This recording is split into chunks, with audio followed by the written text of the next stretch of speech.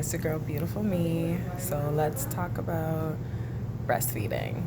So, the first time that I actually, after I delivered, he immediately latched, and I'm grateful. Some people don't have that luxury, and unfortunately, the baby doesn't latch right away. And it's hard, it's emotional. My best friend went through that. She wasn't producing enough milk and a whole bunch of other stuff. But we'll talk about that after, if we have time. So I'm trying to make these videos a little short. But so breastfeeding. So he latched, and then like a day or two later, I was crying. Like, I was super emotional. My breasts, my nipples were hurting. They were swollen. I had to use Vaseline and Polysporin a little bit because they were hurting so much. And everyone's like, oh, this is normal. It didn't feel normal. No. It didn't feel normal, and it's not normal, right? So just prepare yourself for that. Now, I breastfed up to 3 years. The reason that I breastfed up to 3 years is because my son has allergies, and one of those allergies are fresh milk. So in order to make sure that my son was getting enough nutrients, I continued to breastfeed. I ordered cookies from, I think, somewhere in Hawaii. I think you can get them on Amazon. They were like really delicious. And then there's mommy cookies, like chocolate chip mommy cookies. Maybe I can find them and like later post the links, but those cookies really helped me because I felt sometimes I was eating and eating and eating and eating, and then I felt fat. And I also felt like that's all I was doing, right? Because I wanted to produce as much. So then I started doing like a little research on making oats and dates with wow butter, and because my son's also allergic to peanut butter, so I couldn't do peanut butter. So I did wow butter, dates, oats, a little bit of maple syrup, and I ate those throughout the day when I couldn't get the cookies, or I was finished all the cookies. Sorry about the noise. And the breastfeeding journey was overall wonderful.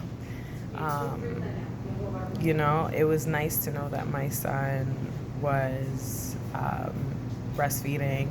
And even though I couldn't give him milk other ways, I ended up finding a formula called Nutramigen.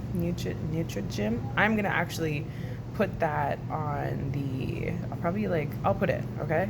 Maybe even put it as the like screenshot of this for children with dietary, dairy issues. So he can't have milk protein.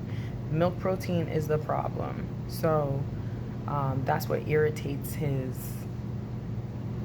stomach, right? Or he'll get really, really itchy. And I've even tried stuff like, I don't know if you guys have heard of it, Nutrament. So when he drinks the Nutrament, he's okay. But you have to understand that that's modified milk. It's not fresh milk. And I also got rice milk for him now. So I'll do another video on that. But back to the breastfeeding. We keep sidetracking. The breastfeeding journey was wonderful. And, a lot of people cry and tell me that their child bites. My child did bite, but not as often. And I'm going to tell you why, or some of my tips, right? I prayed, I prayed that my son's teeth would be well before he was even in the womb, after he came out the womb. And I prayed that he would breastfeed because I was very emotional. I had a lot of anxiety about it. It was troublesome knowing that we were going to breastfeed and then that's all he was going to get his milk supply from, right? He couldn't eat, right, for at least what? I didn't start giving him food until about 8 months. And that was because every time he'd get a reaction to something. So I had to do a lot more research. I would have liked to start feeding him earlier. The only thing he actually sucked on or nibbled on is a fruit called what we call chocho, but I think it's chayote, Chayote.